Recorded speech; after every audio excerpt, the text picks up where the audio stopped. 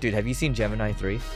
Yes. Have you been using it? Yes. I think it's a godsend for marketers. You look excited about it. I can tell you've actually used it. This is not BS. So Yeah. how do you feel excited about it? What's so exciting to you?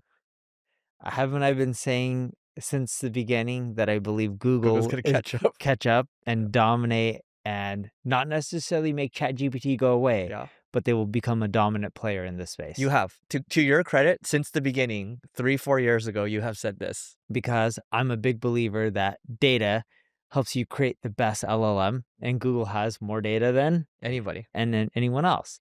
And if you look at the person who created ChatGPT, they came from Google. And then Sergey Brin decided to come back in and just handle crap himself when they lost their Yeah. person and He's like, eventually what is losing this the race. bureaucracy? This is stupid. Like, have you seen the All-In interview he did? This is so dumb. Like, no, we're just gonna do this. He's like, and then someone gets in his way. He's like, sir, he goes, what's his name? Sundar. It's like, Sundar, just deal with this person. Like, you just have to deal with it, you know? But only founders can do that in Yeah. an organization. Yeah. Founders have Jason Cohen. Remember Jason Cohen from WP Engine? WP Engine, Yeah. yeah. So when I did the interview with him, he's And like, Smarter Bear. yeah, and Smart Bear. A Smart Bear. So he was like, founders have this invisible hammer where they have the only power to actually go around and make these types of moves. And when someone comes back in and does this, only the founder can, not even Sundar can do this. Yeah, because you know what? When founders want to do stuff, I'm not Sergey Brin, and I don't think like him. I'm not the crazy mathematician or anywhere near as smart or successful. But generally speaking, with founders, we don't look at things like budgets and, oh, this is what's realistic. Yeah. And, It goes right over my with head. planning Yeah, and yeah. politics. It's like, well, I just want to do this. I don't really give a crap what anyone else thinks. Yeah. I want to do it. And the same goes with our company because we're recording this podcast literally on Black Friday. Yeah. And we have most of our 2026 budgets set in stone. So I get a text message from Mike, Co-founder Mike. Okay. Yeah. my co-founder Mike, right? And Mike's like, yo, I want to hire this developer and get him to start sooner because we already have a hiring planned out for 2026.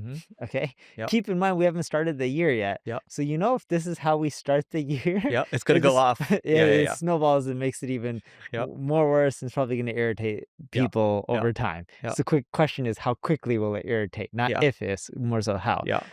So like, this is our budget for 2026. And You didn't say that. Your finance said that. our finance says, so they Yeah, send us the yeah, budget per division. So Mike and I hop around different divisions whenever we decide. Right now we're in the software division.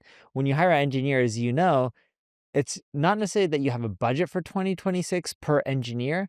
It's also, when do they start? Because if an engineer costs, to keep the math simple, 120 grand a year, that's 10 grand a month. I know there's other miscellaneous costs, payroll costs, HR, Insurance, etc. Yeah. But let's just say it's 10 grand a month. Well, if this person was planned to be hired middle of the year, you would only have 60 grand worth of expenses, not 120 grand.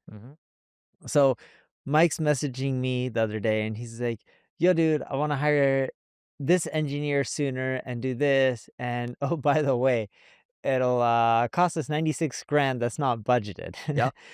And him and I are looking at him like, well, we have to make all these product changes to really get the product to where we want. So right? you need maybe more engineers. Yeah. So I'm like, so why are we waiting to do this? Well, this is the budgeting plan that was created. I'm like, yeah, we were both texting him like, who cares? It's our company. Yeah. Let's just hire him. How quickly can we get him?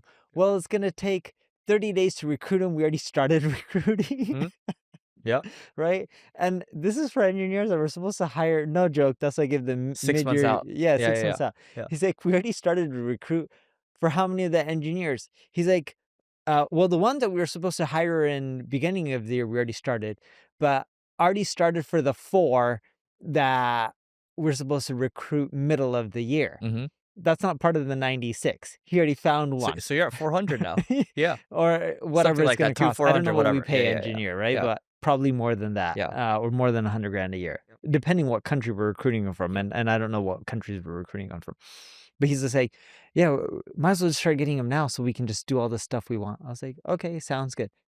Same with other bureaucracy in a business. Like, the reason our product moves slower, check this out. So when you have products, you have monthly pricing plans, right? For SaaS, as you know. And then we have these things called add-ons. so that way people can just, like, upgrade for different parts of it. Did you know that add-ons on our system, because it has so much more logic, it slows down development at estimated 40%. Wow. 40%. 40%. 40%. So, I'm not an engineer, you know this, so I just got on the phone with the engineer, I'm like, "So plans are less efficient, right?" He's like, "Yeah." I was like, "Alright, I got a solution for you." He's like, "What?" "Remove all add-ons." He's like, "Neil, this would be too complex. What would we do instead?" "Create a plan for every single add-on." Wait, add-ons for Uber Suggest, what And are you and referring and to? so You're talking let about, like, feature add-ons, like feature add-ons, or I'll give you a very specific example. Let's say you are tracking your rankings and your visibility yeah, on ChatGPT and you wanna do it for Gemini. uh-huh, It's add-on. uh-huh. So I say, forget the add-ons, just keep plans that we have in our backend that aren't visible on our pricing page, and you can do a new plan for someone who has ChatGPT plus Gemini. Mhm. And then if they don't want that, just drop them to the older plan that Yeah. just has ChatGPT. So, à la carte and different bundles, is that what you're saying? Uh Kind of. I'm just grouping all the add-ons. Yeah, So let's say if we only had 4 plans, yeah, just have 30 plans. And uh-huh. I broke this down with my engineer. He's just like, "Yeah, if you end up doing that, then we wouldn't have." And that speeds up capacity, your Yeah. development rate. Yeah, yeah. And I was like, "Alright, sounds good to me." And he's like, "Yeah, that works." He's like, "You okay with 30 plans?" I was like, "Yeah." 30 plans. How's that gonna look? Not visible on Okay, our okay, back okay, end, okay, got so it, got it, got it. wouldn't slow things down. Got it, got it. Okay, that makes sense. Which this is interesting because literally I'm doing the same thing right now. I was like, there's a sales guy I've been trying to recruit for the last 3 years. I also talked to my co-founder CTO. I was like, hey, how many more engineers do we need to move this a lot faster? How much faster are we gonna go? And this none of this is budgeted right away. This is a bet on the future, right? But all that to say, so going back to Gemini 3 is a godsend for marketers. In what ways are we using it right now? Because I've seen so many examples. I'll give you an example. So we've talked about Replit, we've talked about, Lovable, we've talked about these vibe coding tools, right? And, Google Gemini the Gemini AI Studio, the things you can build now is absolutely insane. Like, I don't know if you've tried this, but literally I built the front end for a product, right? And then I designed it. I literally went to a website, I took a picture of a product that I thought was cool, I said, "Make it Yeah. look like this." Boom, it makes it look like that, right?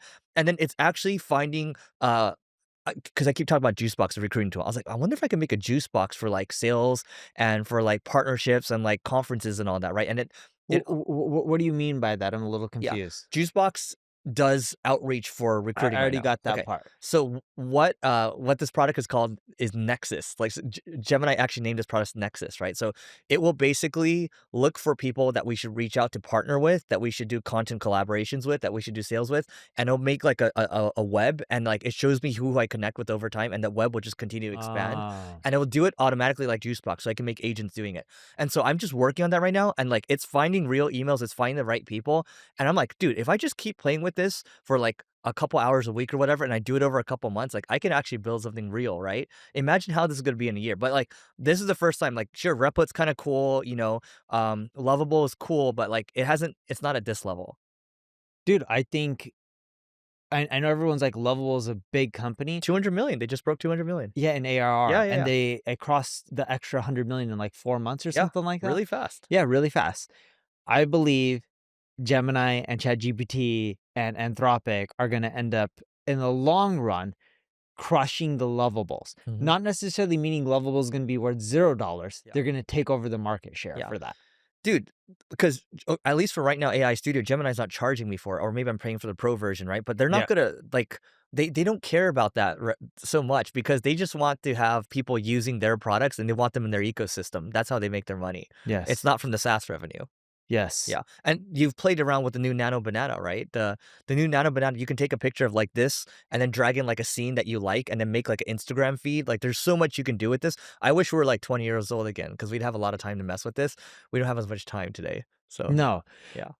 But yeah, like, these products that Google's creating, I think they're moving at a faster pace and doing a better job than ChatGPT. I think so too, and I think this is where, I read something on the information last week because I still have a subscription to the information, and it's like Sam Altman is like basically the article is like how Sam Altman's like, "Oh crap," this is like, "Oh crap" moment, and like internally he's like trying to push the team now because they need to be pushed because this Gemini situation, like they are starting to get lapped. So, Yeah. yeah. And I think this is gonna really change what, is gonna happen in the whole marketing ecosystem. But yeah, no, And it's their TPUs too. So they're not as reliant on NVIDIA chips as the other companies are. yeah, you saw the Facebook deal, right? It caused NVIDIA stock to go down. No, what happened? Facebook bought Google. TPU? I don't know what the exact name is, but yes, it could be TPUs or Yeah. what. They also have, I know it wasn't their They're quantum computing. tensor processing units. Yes. Yeah. I know it wasn't their quantum computing chips because Uh-huh. I'm assuming they're not for sale, Yeah. but they bought their quote unquote NVIDIA Yeah. copycat clone. I'm not trying to say it in a bad way. I just don't know which version they bought, but it caused Google stock to go up. It got close to a $4 trillion market cap and Mhm. NVIDIA went down. NVIDIA announced a statement. You know how they love their partners, including Mhm. Google, because they're a big buyer, Yeah. but they talked about how they're like a decade ahead of Yeah. everyone else. Yeah. And I'm like, you may say you're a decade Yeah. ahead.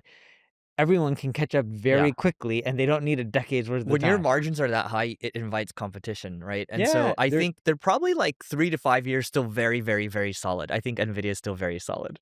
That's what I I think. What do you it think? it is a solid Yeah, company, this is not financial advice, guys. but Google and all of them will just start dumping a ton of money in and catch up Yeah, really when you have a fast. cash machine like they have, like it's it's I was talking to my dad yesterday about this, like, do you think AI is a bubble? And I'm like, because you have these companies that generate so much free cash flow that are kind of reinvesting into this space, I don't think that is. And then we're actually seeing real world use cases from the AI side of things. And then you look at if we're talking about Nvidia's PE, it's not crazy. I think maybe 90 to 95% of these AI startups are a bubble. And what I mean by that is that there's a lot of like, I don't know if you're reading this, but I'm seeing on Twitter now, like one of my friends retweeted this. He's a VC. You actually know him. But what's happening is these AI companies will raise a bunch of money, and then what will happen is they'll keep the money. They won't talk to the VCs anymore. And that's how easy it is to raise money in the AI space right now. So I think 95% of these AI startups are a bubble, but I think the scale ups are not. When it comes to raising money from startups in For the AI startups. world, I believe it was easier 6 months ago. Mhm. I think it is actually starting to die down because there's too many AI funded companies and they're not doing as well. And we're seeing them. We were talking about Cluely, Mhm. right? It's Oh just like yeah. it's obvious they're not doing as well. I'm not saying they're not growing or anything like that, but they must have retracted They backwards a should bit. just become like an influencer agency. That's what they should do. That's not a venture funded business. It's not. It's not. But like, what are you gonna do? Like, they're very good at finding virality, right? It's like, Yeah. it's maybe they should just return the capital and go do what they're good at. So Yeah. that's not that's just my thinking here. Um, so anyway, that's why we think Gemini 3 is a godsend for marketers, also for businesses as well. I mean, the AI studio stuff, Nano Banana, VO 3.1's amazing. Dude, you know what you can do? I mess around with this. I was like, okay, find me the best like Coca-Cola ads, right? I took that YouTube link and I went to Gemini for this. And then I was like, hey, give me a script for VO 3.1. And I just dumped that script and then just like alternated a little bit. So we should be able to get a lot more creative, which leads to another question. What percent of your company right now do you think you're happy with from an AI fluency standpoint? Like 10%, 20%, 50%? Per employee, or are you talking about our progress in leveraging? Because two different things. Second one. Uh, the second one was our progress overall Uh-huh. implementing. I would say I'm probably 30-ish, 30% 40-ish, of people. 30 to 40% satisfied. Call it 35%. 35% adoption rate where it's like, hey, these people know beyond just ChatGPT, they can do other things that are a little more advanced. For our specific industry and field Yes. being marketing. Yes. Yes. Okay.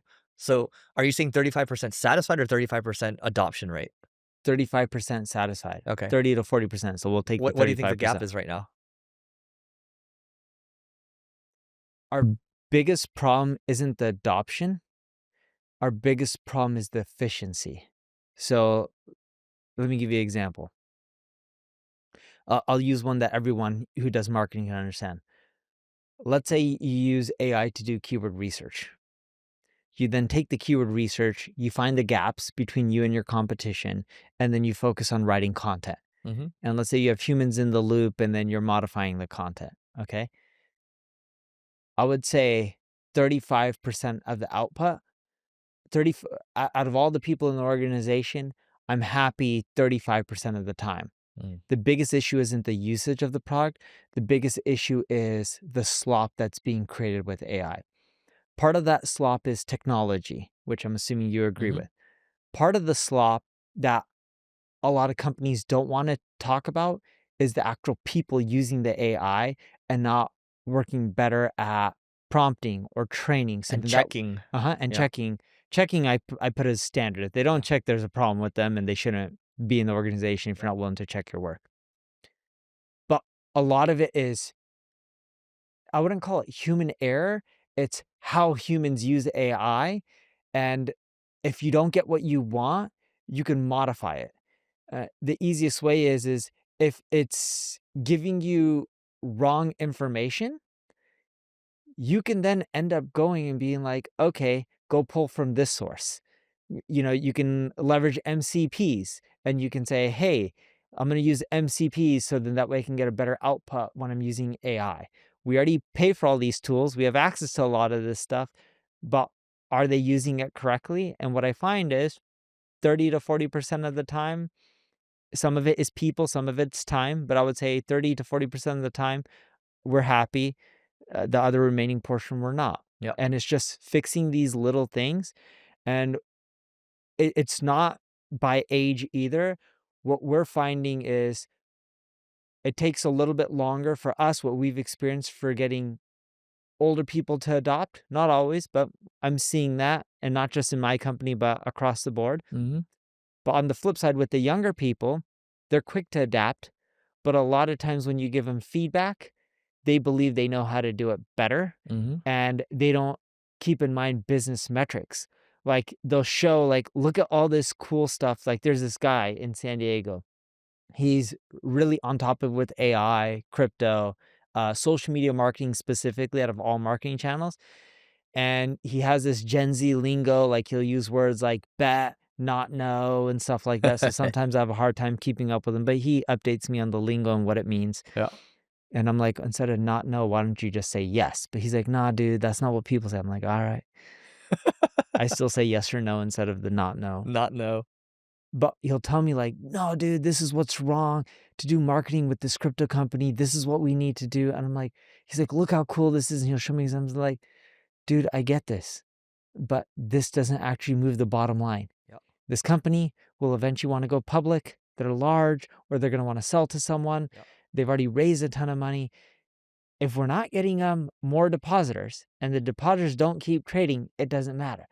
But look at this cool campaign. In the Mhm. long run, it'll work. I'm like, Yeah. dude, this is not tied to any KPI. We're getting paid to help them move the Yep. KPIs. Dude, Like it's just going around in circles. dude. You know the Rippling CEO, right? Yeah. Parker Conrad. So, you know Brian Halligan, the CEO of HubSpot, started a new podcast, and I was like, "Oh, he's interviewing all these CEOs. I'm gonna listen." So I listened to Parker, and this is a really interesting tactic that I started trying actually as soon as this week. And so, what you just mentioned, if we're talking Gen Z, well, and even a lot of people struggle to be held accountable or talk in terms of metrics. You would agree with that, right? Mm-hmm. Many people. And so, what Parker does is he actually sends recruits that he's going to talk to. He sends them the investor decks, all these things, the strategy around the company. His expectation is when you come into the meeting with him, you're gonna talk, you're gonna have questions, and you're gonna have a deep strategic conversation. And you can tell by that conversation over 30 minutes or so if that person is they know what to talk about when it comes to metrics and how they think, how their motor is, right? Then after that, he just focuses on backdoor reference checks and really, focuses on, hey, here's the goals of the company, here's what we're trying to do. But I think that part is interesting. You can share your strategy for the next, let's say you don't have investors, right? You can still share your strategy for the next 6 to 12 months or so and see how that person communicates with you. If they're just kind of pie in the sky, or are they nailing down brass taxes? Hey, like, what's your net revenue retention? What's MR gonna be? Okay, what's your hiring plan? And then it's like, okay, that you can have a deep conversation. This is how it's gonna be working with this person. I thought that was interesting. That is Yeah, interesting. worth trying. It I is tried I worth tried it trying. this week. I tried it on one person, okay, and she could not hold it together. She was just like she kept talking about herself, she kept going back to herself, and she might have just asked, like, 2 or 3 questions around the document that I sent, which is the plan for next year. So what will you do with this person? We will not hire this person. Okay. Yeah. And what will you do with you have a good amount of people on your staff, Mhm. right? and they probably all don't fit within this formula No, that you just tried. no. What are you gonna do? And unfortunately, so what I would say is, and I think this is a broader thing, which is this is good. This is actually one of the topics I had in my mind too. I think every time you double as a company, like a lot of things are going to break. Processes are going to break. People are going to break as well, right? And so some people will scale. Like Noah has seen this, right? Some people will scale. Some people will not be able to, and it's all about making sure that you're setting the right standards, right? And this is Yep, one of the standards. But you also can't like what I've learned too is you can't set too many standards at once. It's got to be like one big thing at a time. And this is one of those things. It's like, hey, like if you're gonna be a leader on the team or anybody on the team, you got to be able to speak and tell stories in terms of the numbers because like nobody cares if you bring like we have the same people on the team too.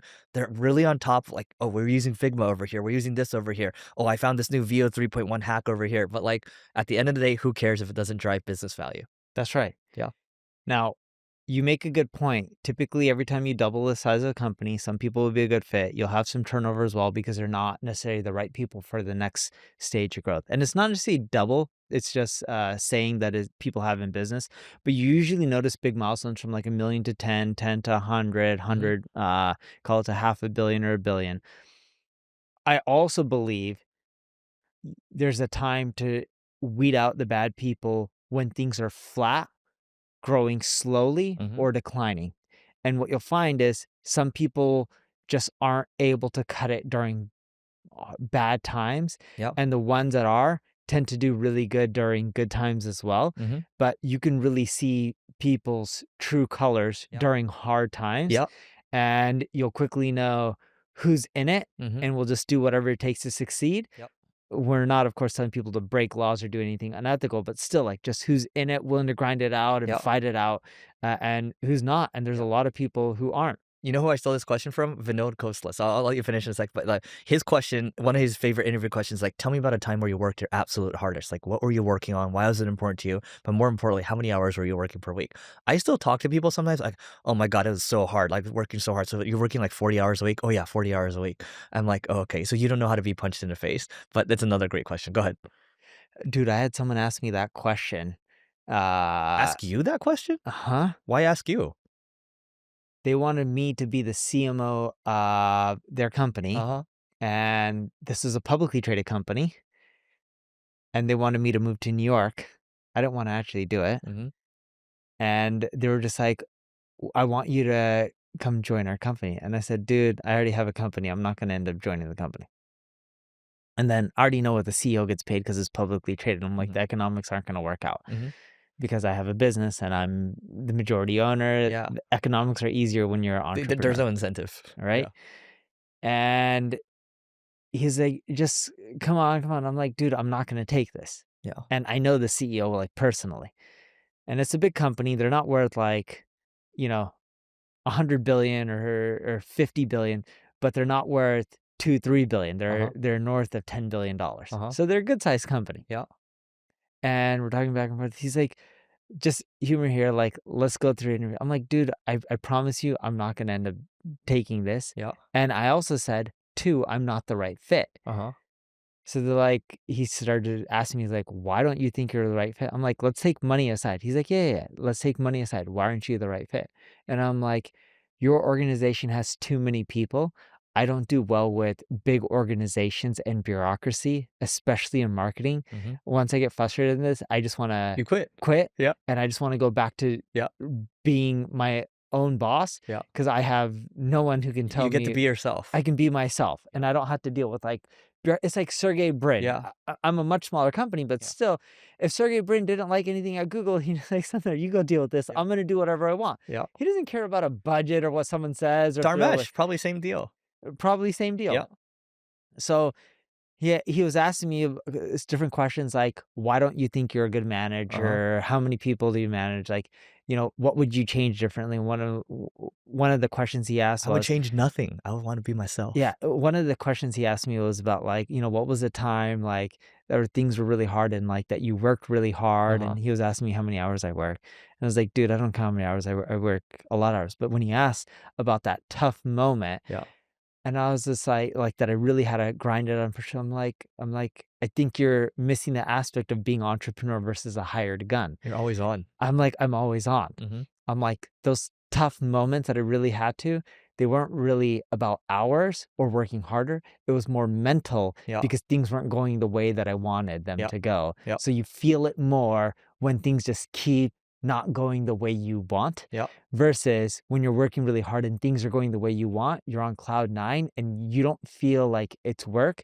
You feel like it's work and things are just terrible when like you're doing all these marketing experiments or changes and trying to get more traffic and you just keep getting slapped and things Mhm. go backwards and conversion rates go down and Yep. competitors come out and start charging less than you. I'm like, that's when you feel it and you got to figure out how to persevere. Mhm. And you may or you may not, but that's when it starts getting to you. Yeah. Well, so here's another thing because you mentioned the founder aspect. So going back to that pod, and I should send it to you because it's actually a really good one. But so at Rippling, they have, I think, 50 or 75 founders on the team, and they like to look for founders. So why is that? Because founders know how to bend reality to their will. Like, well, this is made by a founder right here. This is made by a founder right here, right? Like, all these things.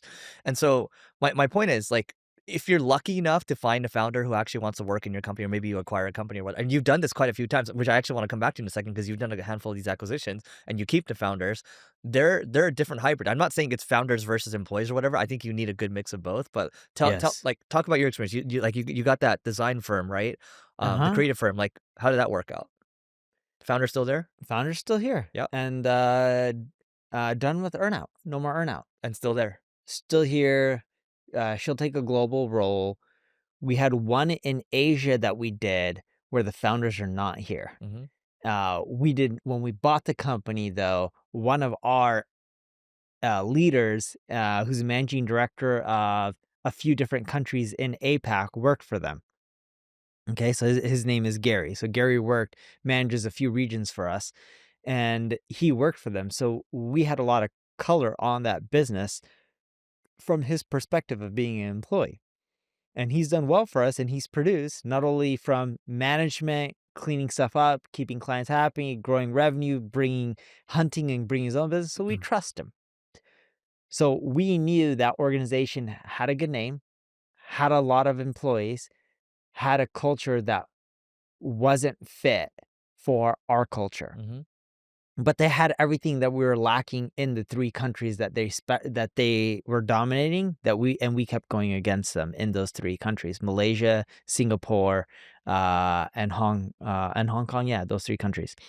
And when we were dealing with them, the first thing we knew was like, if people on their team said, "Hey, we have a lot of work, we need more people," they would keep hiring them. They never looked at what people are actually doing. Hmm. So when I went there to go visit the company for the first time, at this point, we already bought the company. The deal already closed. Yeah. But my team already met Yeah. with them in person. Hmm. I was talking with the founders for probably 6 months to a year before, no more, probably a year before the deal closed. Yeah, actually, closer to a year. Got to know them. And I quickly realized that they're great people. They're just not a similar mentality. So if they're people like, we need more people, we need more people, Hmm. they just keep listening to them. And when I was there in their office and it was a client event, a lot of people decided to play ping pong or Mm. whatever game Hmm. instead of talking with their customers and helping them out. Hmm. This is an event where we're inviting clients. Yep. And you know what I said? I said to Dan, who runs the region, I was like, this person's not going to work. This person's not going to work. This person's not going to work. And I just started firing them off. Not necessarily firing the people, Severance. Yeah. not severance. I would say at this point, we've turned over almost the whole company. Hmm. It's taken us Oh wow. So you year and a kept the half. logos at least. Kept the logos, kept Yeah. the key players. Uh-huh. We turned over everything else, and the client results are better now. Yeah. There was some turmoil in between when you do that, but we knew that going into it. We knew that before we bought the company that we needed to make a lot of changes culturally because we knew where their weaknesses were because not only did we have people that worked in our organization that worked there previously, we knew other people in our organization who also looked at that deal in the past. I think the point we're getting at here is sometimes if the founder wants to say there's a good cultural fit, you keep them, right? Sometimes because there's a lot of power you can bring with the founder. They bring a lot of, again, they make things happen, right? But sometimes if it's not a good cultural fit, you're gonna have to make some changes, which is arguably a pain in the butt for you guys because that's a lot of work, right? Ideally, you buy a company where it's like it slides in well, but it's not gonna be the case a lot of times. Yes, but within that region, there wasn't a ton of companies to Yeah, yeah, buy yeah. as an option, and I just wanted it, and we knew this going into it, and I was okay. But when you say founders being a fit, I I wanna know that before I buy the company. Mhm. So we already had a transition plan from them before we bought the company, And they knew. and they knew, Yeah. and we made it very clear. So one of the founders, he wasn't on payroll, and he wasn't part of the company from day one. Mhm. He was checked out for a while, but we're just like, "Cool." And then the other one, we set up a transition plan so it wouldn't be too much of a cultural shock. Yeah. And then, my personality and attitude, there's only so long that I can deal with things Oh, not going the way I oh, want. oh, So oh, I'm like, "Oh, it's very short. let's just, do this much quicker and just pull off the Band-Aid and Yeah. screw it." But, um, the Rebel House acquisition, Mhm. That's a creative Alex, shop. that's a creative shop. Yeah. We knew from day one we liked her, and we wanted her to stay on. Mhm. And it's same with, like, Mick from our, app agency that we ended up buying in the UK. When we met him in advance and his personality, I'm like, "I like this guy." Yeah. I'm like, "He'll be a good fit." What I just wanna change is how they I wanna tweak, not necessarily change. The company was pretty fine-tuned, but I just wanted to make 'em more operationally grown up, and then we made those, tweaks, and the company started growing faster. If you're in B2B, here's the deal. LinkedIn account-based marketing sucks, but it doesn't have to. With Carrot, it allows you to create personalized ads towards your customers and also personalized landing pages that align with the ads, so you're gonna have higher conversions, and influence pipeline reporting to prove that your ABM works. So if you wanna learn more, just go to carrot.ai and you can join the waitlist. Again, it's carrot, KARROT.ai, and we'll see you on the other side.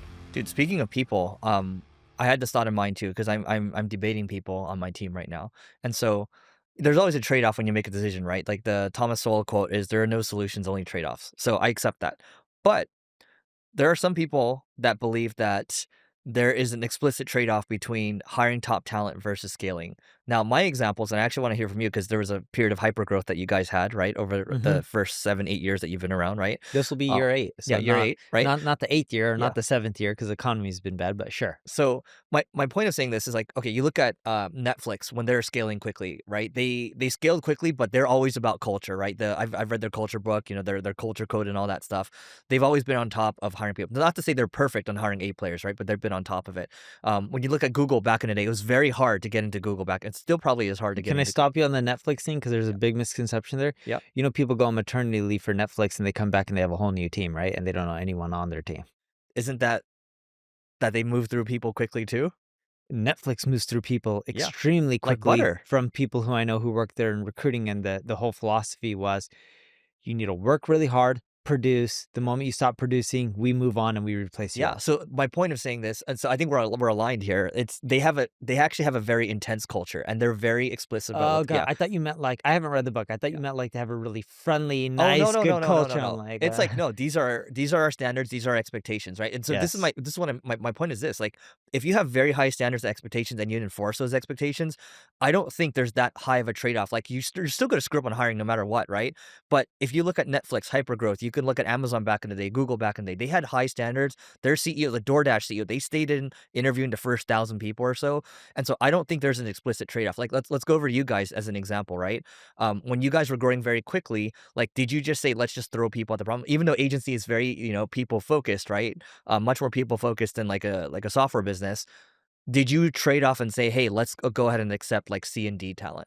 No, but when we were hiring really fast Yep. at the beginning, we got more C and D talent, Hmm. and we quickly, I wouldn't say, it depends what you categorize quickly. It took us, because we were growing so fast, we couldn't just get rid of them right away, Hmm. but we worked at the same time of getting rid of them, and we wish we never got them in Yeah. the door in the first But place.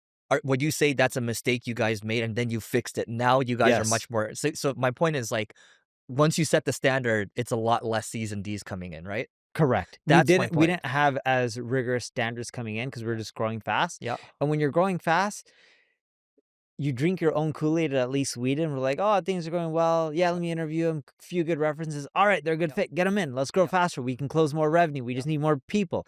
And we shouldn't have done that. Yeah, so you and I mean, we've seen the same thing. I've seen the same thing like 4 or 5 years ago, right? And so now I've got the process by the, Yeah. right? And so like they don't like it that I'm so involved with hiring, but like I feel so good about it because we do this exercise called top grading where you rate people like Noah's the A player, right? There's A1, A2, A3, there's A potential, right? And then there's B. B players are disappointing. C players are just like fire, right? I look at this 4 or 5 years ago when we did this and we had so it was like a lot of Bs and Cs in there. Now it's almost all As, right? And so my point of that is like it's the standards that you set, and a lot of times it comes down from the founder too. Yeah, Yes. maybe not from you, maybe from like Mike Camo, but yeah, because 'cause you're Yeah. not as involved with people. So I'm not as involved in people. I don't do well. I love people, but I don't do well managing people. Mhm. I'm very direct. In marketing, there's this guy named Salo who helps run the whole You're thing. marketing leader, yeah. My marketing leader. I think my official title for the company is CMO. I'm Uh-huh. not really the CMO. You're just co-founder. I'm just co-founder. Yeah. And Salo is VP of marketing, Uh-huh. but I meddle in marketing a lot, but I meddle in everything else as well when I want to meddle. Mhm. And with marketing, so I was talking with Salo the other day, and we have someone who's not going to come back after maternity leave. They let us know. It's like, all right, no problem. So I go to Salo and I'm like, give me a list of everything they did. And I'm like, while you're at it, give me a list of what everyone is doing within your whole department. Mhm. Because we're at the end of the year, right? Yeah. So he's giving me a list of everything. I'm like, why isn't this done? Why isn't that? He's like, Neil, there's a lot of other reasons on why things. I'm like, okay. I'm like, let's go back. You just sent me a list of what people are doing. And he's like, yeah. And I was like, I want you to give me a list of everything people's had as tasks. I want you to give me the timelines on when it was assigned, when it was completed, and I want the timelines in chronological order. Because you can't just look at when it was signed and when it was completed. Because what ends up happening is they may not worked on it for a while and they worked on something else, but you can see when they finished the last task and when they did the next one and how long it took to complete. And you're just like, oh, wow, this is really easy. This took a few hours. Mhm. You did this in 3 days. And then you start finding the ones that have those gaps. Hey, find out what they're doing during these timeframes, what else they were doing in between. Mhm. When they come back with, I wasn't doing anything else in this time frame, this took a long time, I then try to understand why. Mhm. Just like an engineer telling me add-ons reduce our speed by 40%. Mhm. Cool. I came up with a solution in my head, no joke, in 1 minute. I'm like, this isn't rocket science. Just get rid of add-ons. Just create tons of plans, Mhm. and you don't have to show it to consumer. Because their first thought was, oh no, consumers will see it. I'm like, no, on the front end of the screen, show it as an add-on and call it an add-on. On Mhm. our back end, just switch the plan. There's Yep. no difference. Yep. They're like, oh yeah, that works. And then you go find out. So when they don't have good reasons why, Mhm. it starts making me think inefficiencies, inefficiencies, inefficiencies. Yep. And then I figure out, all right, well, what if I have a person who is doing things the way I like? And no matter how long you've run a company and how involved you are, you're always going to have inefficiencies Yep. and people who aren't performing, and you're going to have the overachievers as well. And you just got to figure out and decide, what do you want to do to rejigger things, or no, more so, where do you want to spend your time? And for me right now, my camo is spending majority of his time on software. Mhm. I'm spending part of my time on software. I would break it into 3 buckets. 1/3 software, 1/3 revamping marketing right now because I have a huge opportunity to revamp marketing, Mhm. and 1/3 of a time on closing deals. Mhm. And You being personally involved. me being personally Yeah. involved. Yeah. And when I say closing deals, dude, the amount of times I message Nick on how many RFPs did we get? Where are RFPs coming from? Yeah. And then other things like, what is it called? Hey, I introduced you to this Yeah. deal. What happened? Oh, they didn't follow up. Let me ping the CEO. I know Yeah. the CEO. Oh, CEO didn't respond. Let me ping the CMO. CEO didn't respond after 4 or 5 days. Let me just give the CEO a call. Oh, my bad, Neil. I was busy. Dude, your team's not following up. What do you want to do? You're missing out on Yeah. potential revenue. So you're pushing it. You're not necessarily on these proposals is my point. Like you're not on the pitch calls. I'm going to Monday to meet with the potential client Yeah. in person at their office, Yeah. and this company spends over $1 billion a year on marketing You weren't that involved globally. with pitches the past few years, right? No, I won't be involved in the pitch. Yeah. I'll be involved on trying to get it to the part where Just to jumpstart a little, kick it a little bit, right? not the kick. The moment I can convince them that we're the right agency, You're out. I'm out. Yeah. And I'm not out where from the aspect of helping the client or coming to the office or giving speeches or even working on the account. I'm out from the bureaucratic part.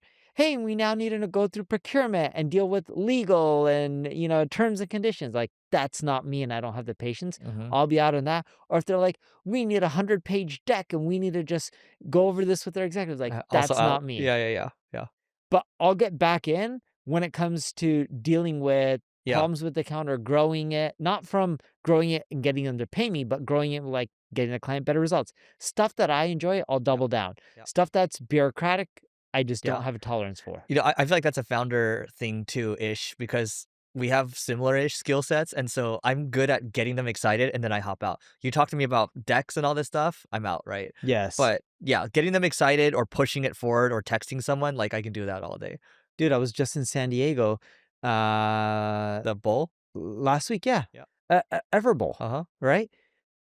My team pitched them on a phone call, and it didn't go well. The email thread, I'm not gonna read the whole thing because I probably shouldn't read it all, but, let's see. It's loading. Yeah, now it's loaded. Okay. So So he messages my guy on my end, right? Hey, Nick, sorry for the delay. Response to our team. We've met, but we've been scattered. I have a couple of thoughts and clarifications here and happy to discuss further so we can discuss moving forward. First, I understand you divided X amount. I'm not going to say a dollar amount and retained into 3 buckets. I need more clarity. Second part of the proposal, but, yada, yada. As it sits today, I'm not sure how we would be able to move forward with either of these two options given the cost. For us to see real ROI for spend, we would need to prove that we could increase our AUVs by over X dollars per store based on this spend and nothing else. Happy to discuss further. Maybe we can schedule Subsequent? subsequent calls Yeah. for next week. Okay. So I was like, all right, call up the founder. I was like, "Hey, let's set up a meeting in person." Call up my team. I was like, "Dude, with franchise-based businesses, as you know, Mhm. there's portions that the franchise pays for marketing, and there's also stuff that individual stores can or can't do depending on the franchise." I was like, "This is what we're gonna do." I'm like, and he had his own ideas. I'm like, "Okay, let's meet in person." I messaged him, met up in person. I drove down there. Took me, By no yourself? joke, yeah, in rain, drove my Honda. It was raining like crazy on Thursday. I drove there a day early, not this week because it's Yeah. Thanksgiving, but the week before. Yeah. Took me 4.5 hours to drive to San Diego from here. Bumper to bumper? Most of the time, yeah. Not always, Wow. but most of the time. Yeah. Or most of the hours, Yeah. right? Because I got a lot of miles in for Yeah. non-bumper, but it was also raining. Yeah. My driving skills. Oh, horrible. I'm pretty good. I keep quite a bit of a distance. Yeah. It's when I daydream and stuff like that and Yeah, think yeah, about yeah, yeah, yeah. business. Yeah. But like I'm steady. I put the Honda Odyssey has this lane departure Yeah, yeah, yeah. notification that stays and it kind of adjusts the Yeah. steering wheel. Does it And stop you from hitting the car too? it Yeah, gives yeah, you brake notifications. yeah. And I also put it on cruise control. So I was in the right lane, think about around 40, 45 miles. And then you can put the distance between Yeah, you yeah, and the yeah, car yeah. ahead of you. So it slows down automatically. But I had my foot close to the brake pedal at all times. And it was just, the visibility was terrible. So it's 4.5 hours driving there, meeting Friday morning, 1 hour. The only time I could get a meeting, I had a 30-minute overlap. I told Jeff, my buddy who owns the company, I was like, dude, I can't be there for part of the call. My call ended 15 minutes earlier. I missed 15 minutes. My team's already pitching, going through a deck. They're in But person. in person, Yeah, yeah, yeah. two people showed up from my team. By the time I got there, it was only like 15 minutes left. So I missed half of it. Yeah. And then the remaining 30 minutes was just discussion. Mhm. It ended up, I was just like going through it, the pricing and plans. They had questions like, no, this, yes, this. And I was just tearing it apart in person. I'm like, let's go forward. Yeah. Jeff and I had a handshake. He's like, start December 1st. Sounds good. I'm like, we're not going to get contracts done by them. He's like, dude, we've known each other for over 10 years. Do Yeah. we need a contract? Tells his, his right hand man. He's like, December 1st, good. I'm like, good. My team's good. I'm like, cool. Let's start. Let's go. Yeah. Yeah. Was the juice worth the squeeze for the 4 hours going down there and the pitch? Was the ROI deal, wise, yeah, ROI wise? for us, Mhm. no, it doesn't move the needle. Yeah. But you know what? Every little bit adds up. Yep. And It's the habit. it's the habit. Yeah. You nailed it. Because if my team doesn't see that I'm willing to do whatever for deals, Mhm. they're not going Yep. to. Yep. They look at the leader from the top. Uh-huh. If Elon is willing to sleep in the office and work as hard as he is, then other people, his message is other people should, right? Uh-huh. So, by the way, like, so that's a good story. Like, you have to set the example as a leader. And let me give you something. So, I'll just say one of my friends recently was hanging out with at a SpaceX party with a bunch of SpaceX engineers. Okay, one of the engineers just had a baby recently. Okay, so she was on maternity leave. She came back and then she quit. She promptly quit. Why do you think she quit? Because she didn't want to work the She hours. can't take it anymore, right? It's like she thought she could come back and work the 70, 80, 90, 100 hours plus, but, she couldn't. But the thing with Elon is he has extremely high standards. He's gonna work so hard, he expects you to work that hard, which is fine. Those are his standards, right? Yeah. But it's very hard to sustain that, especially when it's not your own business too. And so for some people, like, when your mission is so hard, like, you can drag them for, like, 9 years or so, but at a certain point, there's gonna be a breaking point. But, I thought that was just interesting, like, this is whole, like, SpaceX is great mission and everything, but it's not for everyone all the time, and so I have a buddy who worked at SpaceX. mhm. Dude, his wife had a kid, then they had a second kid, and then he left and now he works at Boeing. And I said, "Why'd you make the move?" And he said, "The hours were too much for me trying to Uh-huh. raise a family, so I picked Boeing because I could get paid well, And work-life balance. work-life balance." Yeah, work-life balance is a thing. I gotta tell you a funny story about my, relative who's an agent. I'll tell you at lunch, during our business lunch, but, A agent? A yeah. real estate agent? No, no, no. An agent for the government. Oh, So yeah, okay. I'll tell you later. Yeah. All right. So I wanted to take a moment to tell you about my podcast co-host Neil's agency called NP Digital, and they work with a whole host of global companies or a global organization. Also, Neil has SEO tools such as Ubersuggest and Answer to Public. All you have to do is go to npdigital.com to learn more, and we'll see you on the other side. So anyway, on that note,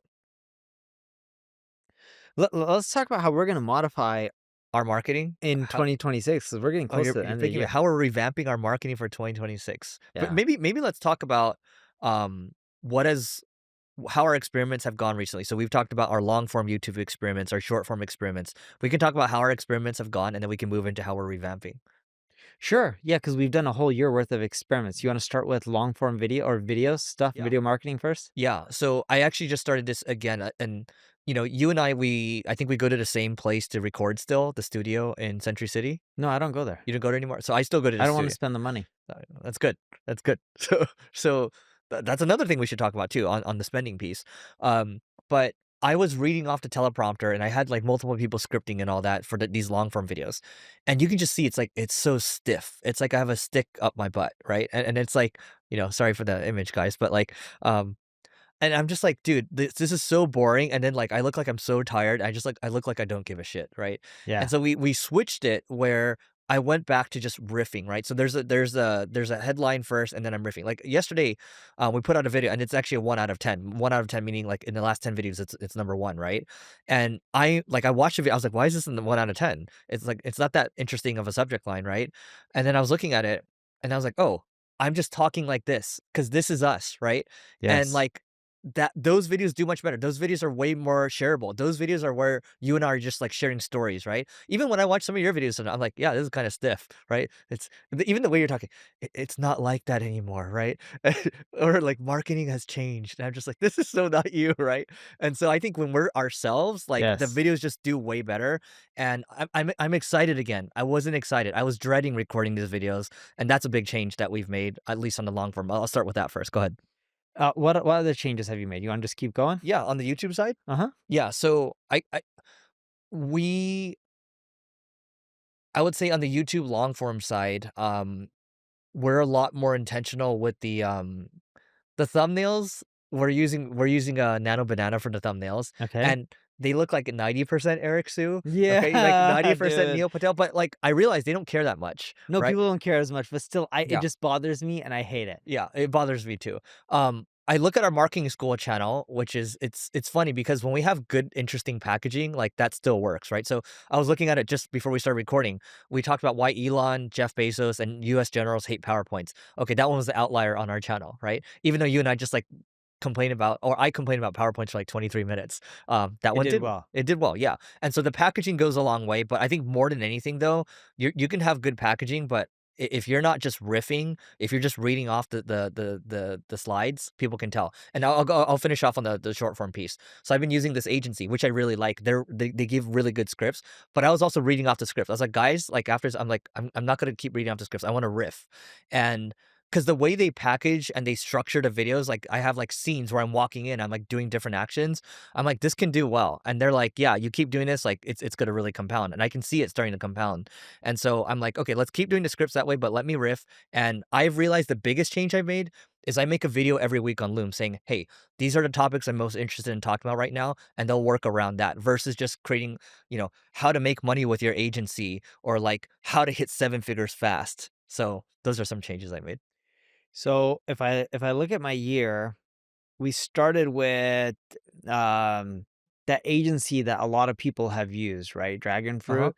Hermosi's used them. I've used them. Did Cody ever use them? Cody I'm not Sanchez? sure. The doctor friend of yours, a British doctor, he's used them, right? I think that's what he used them. British doctor? British Oh, Ali doctor. Abdal. Yeah, Yeah, I yeah, think yeah, he yeah, yeah. used them, right? Yeah. Uh, Dan Martell used them, I Dan think. Martell, I think Dan still uses them. Yeah. Good company. We decided to just take it in-house because the content topics weren't the type of topics that we were looking to talk about. EX my life story or, Something about you broke. Yeah, yeah, it's like I don't want to talk about any of yeah, this stuff. It's also really awkward. yeah. I can tell you don't enjoy those videos. Like, I it's not even hate that, them. you disdain them. Yeah. Yes. And then you get a call from your kid's school, like, or I dropped my kids off to Yeah. school. The lady rolls in and she's like, "Oh, I saw one of your videos about your life story." And I'm like, "Damn it!" It You're just, hitting the wrong people. yeah. Yeah. Like I'm like, why do I have to produce these kind of videos? So, started doing internally more, picking the topics, and it's gone well. We started to optimize for the views, like the same thing you said, like, Mhm. is that 1 out of 10, 4 out of 10, because YouTube gives you your rankings. And we started doing that too much, and we started getting better views middle of the year.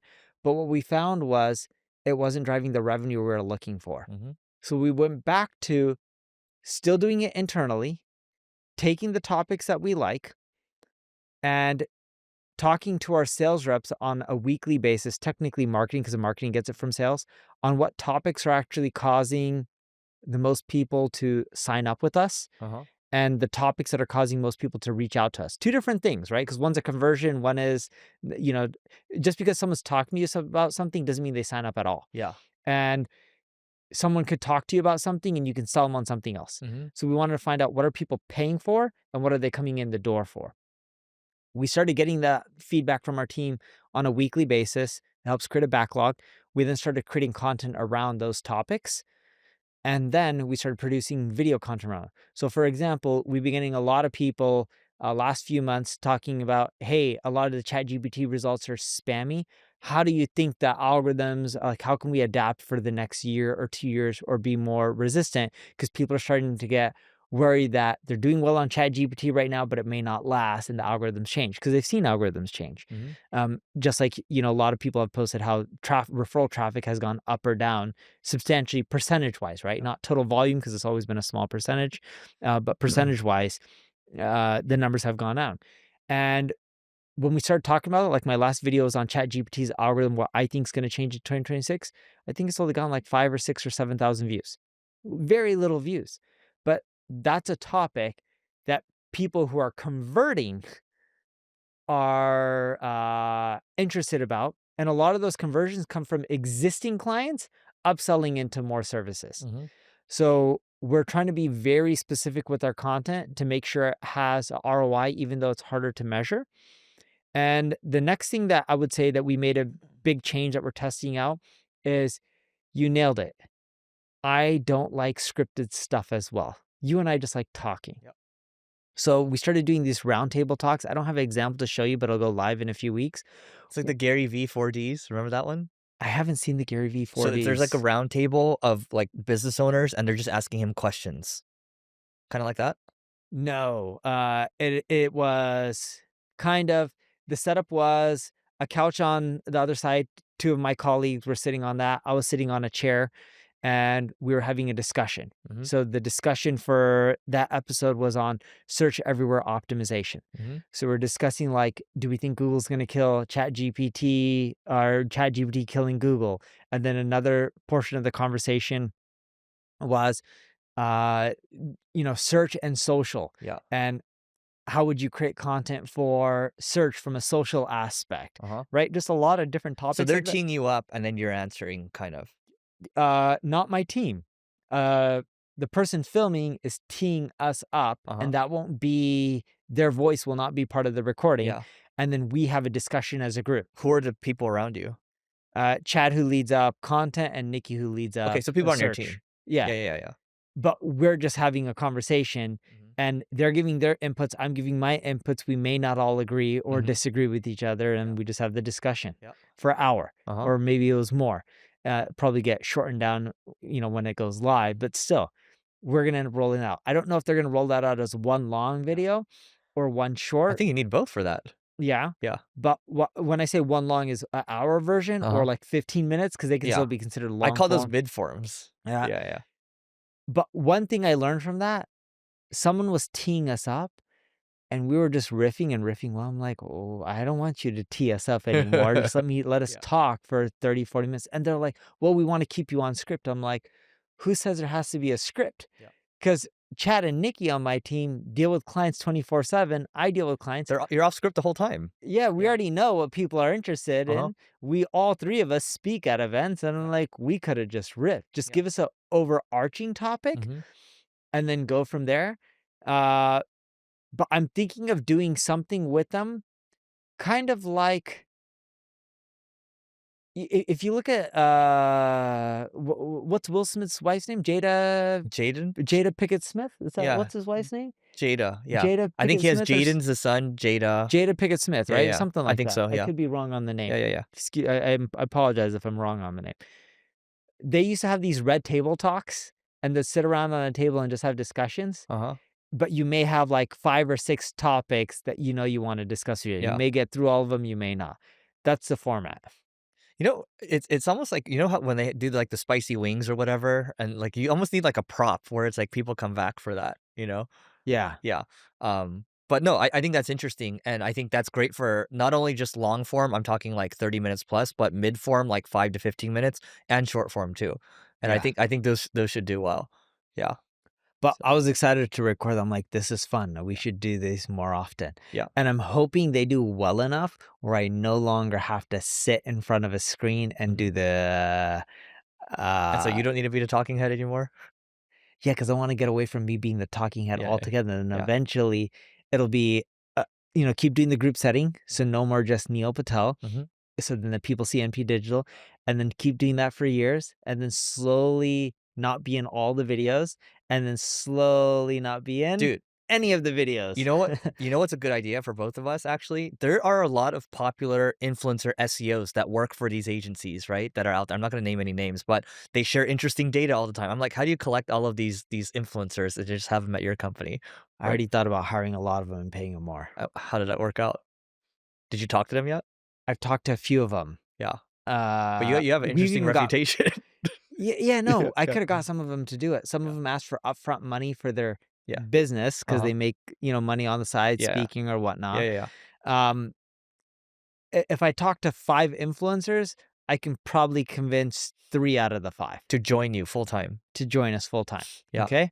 I'm just giving you averages, like, so you can see percentage-wise, Uh-huh. right? So you're looking at roughly 60%, assuming That's high. comp. Keep in mind, I'm not hitting up people that I know hate me. Yeah. So, I would say a good chunk of these influencers don't like you. it depends what you consider influencers. There's a lot of people who are well-known in marketing Mhm. and not just you're thinking probably just SEOs. I'm thinking purely in this context, SEOs. Yeah, yeah. Yeah, I'm yeah. thinking of marketing Broader and marketing. Yeah, I think marketing, you're digital marketing yeah, I think specifically. you're generally well respected and liked in general marketing. Correct. Yeah.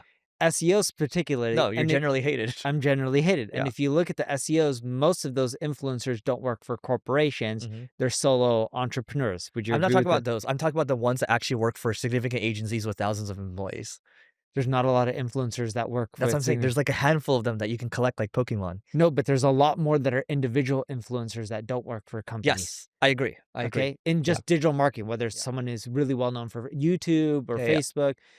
And what we thought about is reaching out. We went through that process. We actually did an experiment. We hired one of them. Uh-huh. So we started off with one years ago. It did not work. Uh-huh. And the Why main didn't it reason work? Yeah. being is they wanted to push their brand and not the corporate brand. Oh, yeah, yeah, yeah. Okay. And then we interviewed a few more. We're going to go down this path. What we found is it helps them build their brand. You kind of are building your corporate brand. But enterprise, which we made a decision years ago to shift to, they don't give a crap about influencers. Mhm. They just give a crap about who's on my account, what's your experience in my industry, are they working for a competitor right now? If not, they can be on my account. Cool. They're really good. When you pitch me, I don't want you, Neil, to pitch me. I want the people pitching me at our office who are going to be working on our account. And if they're not going to be on our account, don't need them in the pitch process. Yeah. I think the influencers I'm visualizing right now, they're very, you know how you share interesting data and graphs, right? Yes. So these people share very interesting data and graphs, and they work for larger agencies with, I would say like 1,000, 2,000, 3,000 people or so, right? Like Mhm. mid-sized agencies, right? If you want to call it, like, be a little more specific. Those are the people that I think are interesting because they kind of talk corporate too. And I'm like, those are interesting versus the ones that just are like, maybe individual consultants that want to promote themselves. So Mike and I were having a discussion. We tried one and we came up with a revelation after this. Same one, No, we came different up one. with the revelation after we went Okay. through the first one, and this is why we stopped doing more. Hmm. How many of those influencers that work at agencies, or the agencies that have the influencers that work from, which ones are actually large and make a ton of money? Let me show you this one.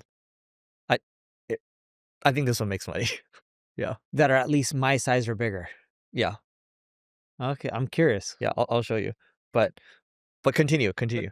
almost all of them do not. You agree with this Yes. statement? Yes. Majority, almost Yes. more So than 90+% work I'm for. really talking about like a diamond in the rough, but we're always looking for diamonds in the rough. But if that person works for a really big agency, the chances are they weren't the one who made that agency.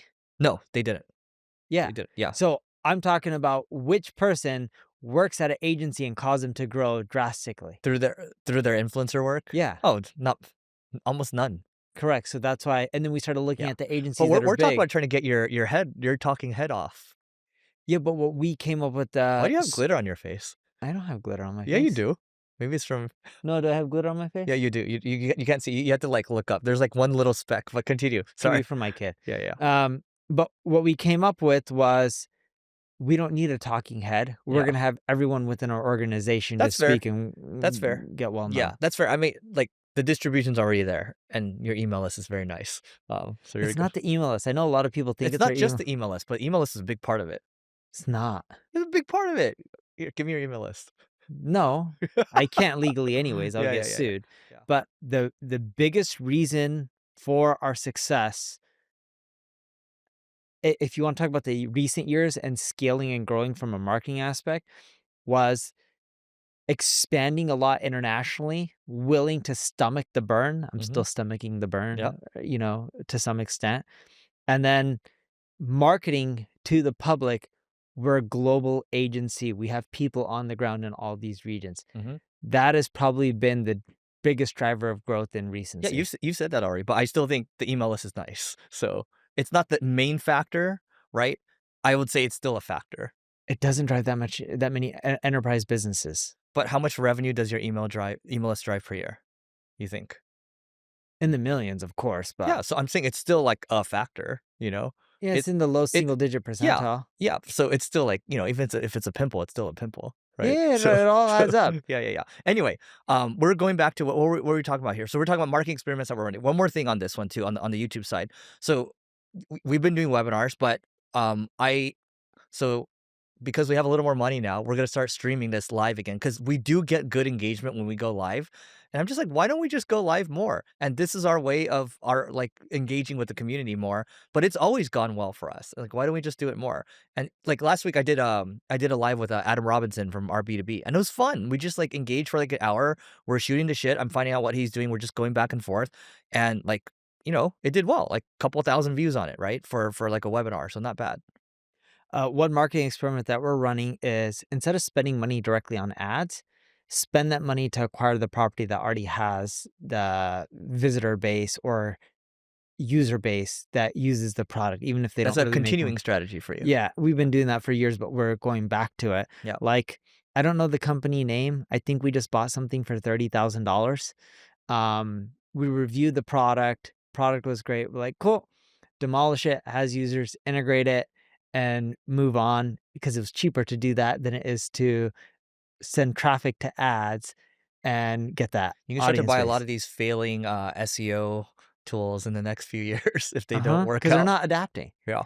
Um, and another thing that we've been doing on our marketing is corporate webinars. Mhm. So when I say corporate webinars, we now do outreach to corporations about interesting topics that we know that they'll want to hear about. And we usually, Bless you. bless you, we usually do that around planning Mhm. because a lot of corporations, when their cycles are over because they're publicly traded. Mhm. So reach out to people in marketing and offer virtual webinars just to their own Mhm. teams for Yep. free. Yep.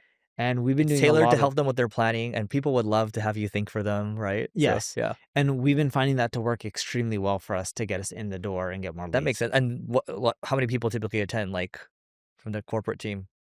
Corporate team, depending on the time and the region, anywhere on the low end, like 30, 40 people. On the high end, maybe a few hundred people. Mhm. That's great. And this is just the marketing departments. Sometimes maybe every once in a while you'll get like a exec run come in like from finance or a CEO, but it's usually just only marketing. Yeah. I mean, a lot of this goes back to you mentioned, okay, the Everbowl deal. Okay, in person. Okay, you mentioned the in person things you do when you're like these little mini events that you do. Okay, this one is also like an event too. You might do it virtual, you might do it in person, but a lot of it comes down to like this to me. This is all a form of live streaming because you're spending a lot of time with these people Yes. and you're building a deeper relationship, and that's why we even talked about live streaming. So Yeah, I think live streaming is a good channel. yeah. Um, but yeah, I would say for next year, the main things that we're going to end up doing, we'll double down on our experiments from the roundtables. Hmm. We'll double down on product led growth. Paid advertising has worked out well for us in 2025. So we'll double down on our. For direct to lead form, Phil. Uh-huh. Wow, So we will that's probably, retargeting or no, cold. not cold. We will increase our spend by, my guess is at least a double. Hmm. And then we'll start rolling it out for the international entities as well, because we've only been doing this in the US. More in-person events have been working out, whether it's, in person to a corporation or in person to, we're inviting like 50 people to come to our event. But we found out the ideal formula for that is we go speak at a conference that already has our ideal customer. And then we have them set up like a luncheon where I'm giving a talk just to the attendees You that we asked the invited. speakers to set that up. Or sorry, not speakers, the The organizers to set conference that up. Yeah, organizer. yeah, yeah. Yeah. And to set it up with the core businesses that you wanna talk to. Yeah. Yes. Which is what we tried to do that in Dubai, that didn't work out. Remember that? It was the wrong event. Yeah, That yeah, was the yeah. problem with Yeah, it. it was an affiliate event. Yeah. Yeah. No, these are good. It's, I mean, we've kinda talked about most things already, but, similar to you, we're pushing harder on you and I get invited to speak at a lot of, like, random events, Mhm. and so, like, I kinda used to use it to, like, "Oh, this is a cool place to travel to," but now it's much more intentional, right? So, a lot of it's more focused on B2B SaaS, for Yeah. example. So, that's what we're going for, or, like, could be, like, a marquee event, like a HubSpot inbound or something like Yeah. that. But, you actually have to reach out to these people. I would say that, content collabs too, right? Could be like a content collab for a webinar if they have our audience, right? There's some go-to-market podcasts out there, some B2B SaaS podcasts out there. And whether it's webinar collab or podcast collab, like these things always work. So why not do more? We're also both doubling down on GEO Hmm. or AISEO or whatever you want to call it. Yep. We both still do SEO heavily. And we try to be smart about it too. We're not just spamming. So Yes. yeah. We both do webinars. We both produce a lot of content on social and just be out there. I produce a lot of charts and data. I think you guys every We once in a don't. while. We don't. No? We yeah, we're trying to get into that. I would say that, I think same for you too. I don't think we do the best. I think we do worse than you do in terms of posting natively to, like, X or LinkedIn or whatever. So we're starting now, we're a lot more intentional about the things we write. Because, for example, okay, you and I have, like, a 5-minute clip from this. If I just throw it onto X, it's not gonna do well. But if we Yes. have a good caption for it, it's going to get a lot, like, some of these captions I'll throw up, like 30, 40, 50,000 views on X. That's actually pretty good. And so why don't we just spend a little more time, maybe decrease the volume, but increase the quality? Yeah. Yeah. I don't really look at it as decreasing the volume and increase the quality because the quality isn't from a production or material standpoint. The quality is actually what you're referring to is writing the correct hook for LinkedIn versus Instagram versus Facebook versus X. And that you can just probably hire a contractor or have some of your internal team work on a unique hook for each platform Yeah. for that same piece of content. Yeah. So, what I'm referring to, there's an internal constraint I'm not referring to right now. There's the team that's working on it, but they're already capped out, right? And so we do need to hire more, to because to Neil's point, he's right. So we do need more shots on goal when you're playing social media, because you don't know what's going to take off. Yes. And sometimes you might repost and then something might take off like a second time. So you never know. Yeah. Yeah. We're gonna also in 2026, we're gonna start sponsoring events. We're gonna Really? try that out. And when I say sponsoring events, not sponsoring the aspect of having a booth, we've already tried that. Yeah. Sponsoring specifically from me paying to speak. Oh yeah. Yeah. So I just want to emphasize this piece real quick before we talk about the speaking piece. Boots haven't really worked for me, and boots Yeah. are expensive. Same for you, right? Yeah, we've done quite a few booths over the years. We haven't found it to Yeah. work. But Uh, on we the paying to speak piece. we haven't really done much paying to speak, Mhm. and we're curious on how that's gonna work. Because I usually get paid to speak. Yeah. And then I told you I didn't care about the speaking fee, and if it's Yeah. the right event and they'll cover costs, I'll Yeah. go for free. They just pay for flight. Yeah. Sometimes I'll do it where we pay our own costs to speak. Mhm. Like when I spoke at Google, Mhm. they had a room full of our ideal customers. I had to pay for my own flight and everything. Yeah. Did not care. It was a room full of some of their biggest advertisers in their HQ in New York or their New York headquarters, or I don't know how many offices they have Mhm. there. But it was worth it, right? But now we're gonna actually test paying to speak because there's some of these events that have a lot of our ideal customers. To Mexico. Uh-huh. Yeah. And they don't accept free speakers. The question is, like, this will be interesting once you come back and, like, we come back on this in 6 months or so, is you paid to speak, like, it's almost like you have to negotiate the right stage too, because if you get, like, a crappy, like, 15-minute slot or Yes, whatever, it doesn't matter. correct. Yeah. So, But a lot of them want me to speak because they think I would help sell tickets. yeah. So they'll put me on the right stage, Mhm. but they also want me to pay. Yeah. And they'll give me a deal versus what they normally would charge. And more props to them. I think they realize there's a lot of value in that, and they know what type of pipeline they're driving. So, for example, like the Google one that you did, how much pipeline do you think you drove from that? Do you know? I don't know. I never asked my team, but they said it's worth it. Yeah. Well, that's good. That's all you need to know. Um, Speaking of which, we're talking. Okay, so did we talk about how is that all the things we're doing to revamp for 2026? Oh, one really quick thing. So if I'll do like a Google thing and a speech there, the benefit isn't just collecting new leads. We'll try to work out with organizers where we can invite our customers as well. So then Mm. you add more value to your existing customers. Free tickets, or are you Or free discounting? tickets, or we pay discounted rate, Yeah. or whatever it may be. I don't know Yep. what my team works out. We then get some of our clients in. So not only are we meeting new potential clients, Hmm. we're helping out our existing clients. They're happier. It ends up creating more revenue. That's so smart. Like, by the way, guys, when you listen to this podcast, what I'd recommend that you do is take this YouTube link, go to Notebook LM, take all of our podcasts, and you can literally make an infographic. You can make slides from it. You can then take that into Nano Banana and make a nicer version, because there's a lot of these little tidbits that actually don't end up getting clipped anyway. So if you can get these, then like that's another little strategy that I think we should try. All of the time we spend, these 80 minutes each time, should just be an infographic every time posted to social, or Yep. like some of these lists of takeaways. Like I think that's going to become a strategy, or more so of a tactic. Um, but do you have anything else before we move on here? No. Okay, so Did you know, Peter Thiel had one way of getting people to lock in on one thing? This is a thing that we earlier we talked about how people struggle to kind of focus in, right? Do you know what that one thing is for Peter Thiel? Uh-uh. So when Peter Thiel managed people, let's say I'm Peter Thiel, I'm managing you.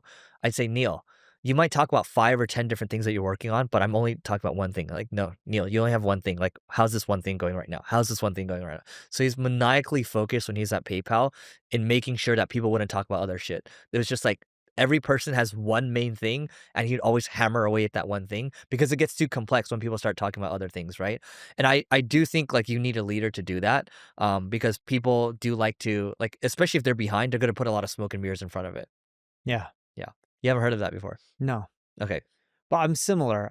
Not with Do you hold them to a metric? leaders. Yeah. Is it one metric you're talking about all the time, or is it just one project you're talking about all the time? Are you talking about to my CEO or other people? Because CEO has to deal with Let's go everything. executives. Yeah.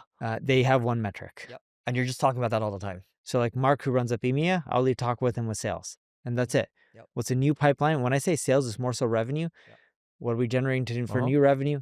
Upsells, client satisfaction, right? Churn, all those things. It's only focused on revenue. Yep. Your job is to make sure everyone's driving more revenue. Yep. With Mike, Camo, and I, we mainly only talk about software.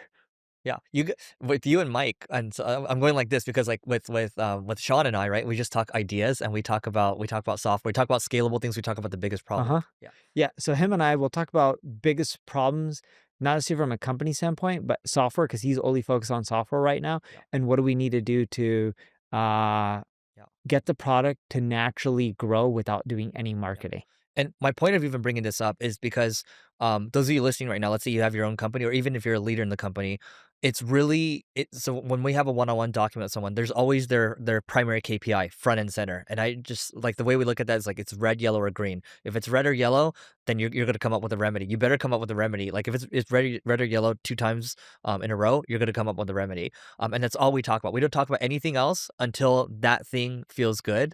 And especially if you're someone who forgets easily like myself. Neil doesn't forget easily, he's pretty on top of it with his memory, but I forget pretty easily. So with all my documents, primary KPI front and center, things operate a lot better that way because there's no room for debate. Are you gonna take the model of just hopping around different people in different divisions and help and solving one problem at a time in That's what 2026? I do. Uh, but not fully. You still do multiple things right now. I still no, I do hop around quite a bit. Like if No, no, there's no, no. What I mean by this is like, if I'm going and I'm dealing with um, sales, Uh-huh. I can just go and focus on sales because I don't have to run the business. Right. You are the CEO. Uh-huh. So if I'm trying to help Salo figure out our video marketing and Yeah. make it way better, I can just go spend Yeah. 5 days a week, 2 weeks, just dealing with that and ignore everything else. Yeah. Like when I say spend a third of my time on sales, product, and marketing, I'm not spending a third equally each day. I just hop around, Mhm. but I don't have any other distractions. Right. You have to deal with hiring, Mhm. firing, Yeah. revenue numbers, forecasting. You have to deal with everything. Yeah. So I'm on top of to answer your question, this is a live audition. This is being recorded right now. This is a live audition for the COO this year to see if she can hold to a profitability number for 12 months. If I can see that happen for 12 months, then I can slowly hop off more and more. I'm really on top of hiring right now. I'm really on top of more on top of product because like especially with ClickFlow and Carrot. And then I would say those are kind of the two main things, and I do hop around with like a lot of fires right now that are happening. So, but the test is, can the COO hold to this profitability number? I hit this number, and that's all I'm going to look at. Yeah. So, yeah. So, short answer to your question is, Or where I'm getting at is to be more direct. When are you are you gonna ever transition out of CEO? yes, yes. Okay, so you're trying to do it. This is your version of a test right now with Yeah, your CEO. it's a test run, right? And I think one of the ideas is working with my handy ChatGPT here is it is good for me to work on product. It's good for us to work on like content, things like that, right? Or help with sales when that's needed. And so, we'll see. Like there if the CEO can prove herself on the especially the agency side of things this year, then like great, I can let go a little more and then focus a little more on the software pod side of things. Yeah. Yeah. So we still have 2 minutes left. I'm gonna give you one more thing before we go here. So I'm actually curious to hear from you too. So There's one sales hack that we use that works when selling to enterprise. So this one was a multi-trillion-dollar company. Okay, they have many divisions, and this one division that we're working with, or pitching right now, they have a lot of divisions. Okay, under their company, and there's a lot of GMs that they have, and So this one division has many divisions underneath them? no, sorry. He basically has other like peers that who are GMs of other divisions. So imagine if you're Google, you have like, you have Google Maps, you have photos, things like that. Waymo, the Yeah, list goes on and on. exactly. Yeah. So so he was like, he saw one of my talks talking about GEO, AEO, right? And he's like, I don't think this is right for us. Again, keep in mind, multi-trillion-dollar company, okay? And then I started showing him all his division competitors, his peers, and each of those divisions, when it comes to organic traffic, AEO, SEO, whatever you want to call it, millions and millions and millions of visitors. Okay. I pull up his 0. I was like, how do you think that looks? Right. And so my point of saying this is like when you're selling, you focus on them, not like how good we are. Because nobody gives a crap about how good you are. They care about how Yes. they look to their other division peers and their boss at the end of the day. And if you can speak to their language and their incentives, you're gonna have a much easier time of closing. At that point, I can see the light bulb go off and he's like, okay, yeah, we need to do this. Right. So Yes. It's but easier close because they also don't wanna look bad mhm. to their peers. Exactly. When we're talking enterprise, like that's a big component. They don't want to look bad, right? And it's more about also preserving their status. But do you have anything you want to share around this before we hop out? Um, if you also do a really good job for them and you can beat the peers, they'll start making referrals to the peers on how you're amazing. That's a good one. And because then if you do well for them and then you start doing well for the other departments, it makes them look good because you did well for them, they referred you, Yep. you crushed it for these other departments. So then their peers will thank them saying, "Oh, thanks for this intro. It was Everyone really wants to look good. uh-huh." Yep. All right, guys. So that is it for today. Or not just Yep. look good. The better way to put it is, how can you help someone get a promotion? Hmm. If you can help someone get a promotion, they're going to be your biggest evangelist. Yep. The way you help them get a promotion is you figure out their KPIs, you help them hit it, and then if they can keep looking good, they'll help you out because you just helped them. Exactly. And it scales well. So anyway, that is it for today, guys. Please don't forget to rate, review, subscribe, and we'll see you next time.